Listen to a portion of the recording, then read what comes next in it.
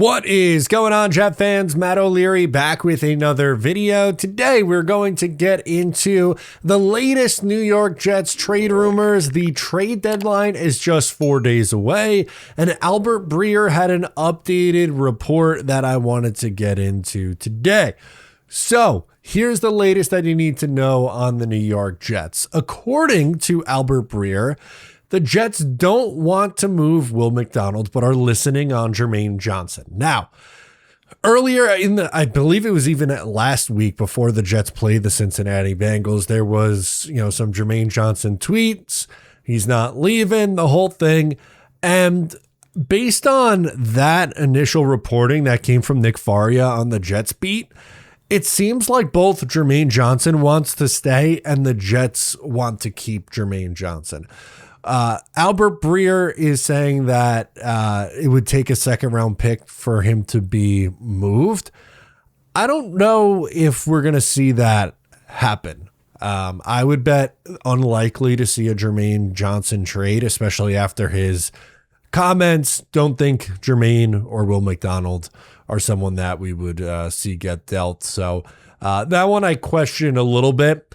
The next one just made me, let's be honest here, just made me laugh out loud. There's no denying it. Michael Clemens is available via trade, according to Albert Breer. I don't think you're going to be able to get anything from Michael Clemens. But number two, he's your third edge. They don't have anyone else. Who are you going to toss out there? Tyler Barron? He's been virtually unplayable. Braden McGregor, they don't really have any options. That's what we were talking about when Jermaine Johnson was out, how much they were relying on guys like Clemens and Braden McGregor and, Tyler Barron. It's not good. And clearly, I don't think Michael Clemens is a great football player, but that's another one I'd be surprised if they moved. If they get anything from Michael Clemens, sure, would I take it? I guess, but they are going to significantly impact their defensive line depth because they don't have any to begin with. No Jets game this week, but I still made my sleeper picks. I have Caleb over 237.5 passing yards against the Bengals, Puka Nacua with 5+ receptions, and Jahmyr Gibbs more than 98.5 rushing plus receiving yards. If you want to tell my picks, make sure to sign up using promo code O'Leary. You could 1,000 times, up to 1,000 times your money if your picks win. Use promo code O'Leary and you get up to a $100 match on your first deposit. New offer, there's a free $20 no deposit required promo. Terms and conditions apply. Breer would go on to mention Quincy Williams. No mention of Quinnen Williams, but I think Quincy is not surprising in the least. If I had to bet on who the most likely guy to be dealt before Tuesday would be, I think it would be him. And look, it's not that I don't like Quincy Williams. I do. And in fact, I think he is better than Jamie Sherwood. The issue is the Jets decided to pay Jamie Sherwood this past offseason. He's getting $15 million a year. Are you going to turn around and give Quincy Williams that same money and allocate $30 million to your starting linebacker duo? I don't think you could justify doing that. I really don't. And, they're going to have to make decisions at guard. They need to spend at wide receiver. You got to make a decision with Brees. They need more help at edge. I get it. If you lose Quincy Williams, you're going to have to replace him. I understand that.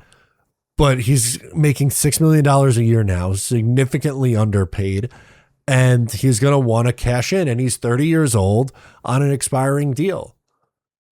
Again, good Jet. His development with the Jets was something that I don't think I expected.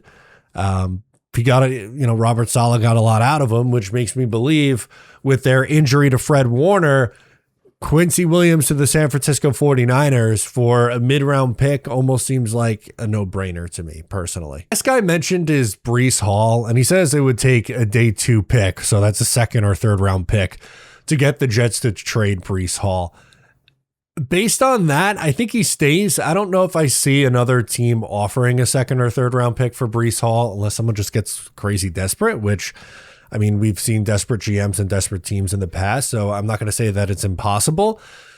But based on the information and some of the trade discussions leading up to this current week, I think he stays. And it was something that we talked about yesterday on my appearance on the Jake Asman show.